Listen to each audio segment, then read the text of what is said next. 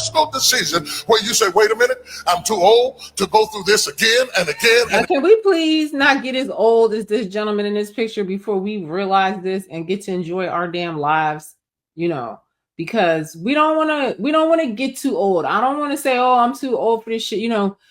You're too old for it when you're 10 years old to be going through this. You know what I'm saying? That's why I've been teaching my son from a young age. You want to try to have the best quality life you have.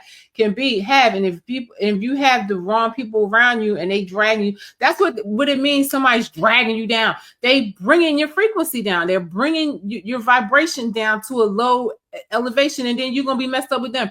This story, I'm telling you, I love figure skating, and the figure skater Tonya Harding. This is a perfect example of this shit.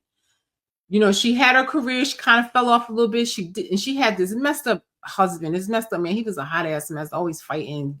Just being a hater to her and shit. I feel like he was just hating on her. And he wanted to destroy her life.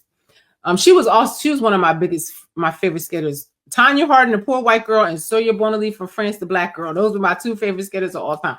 I digress. But Tonya Harding, she made a comeback. She made a comeback and she did the work, made a comeback, and then she won for some world figure skating thing. She won world US champion, some shit she won for. And her husband turned around and did that shit to Nancy Kerrigan, hit her with a stick, whatever, and ruined that girl's life. She couldn't skate no more, this, that.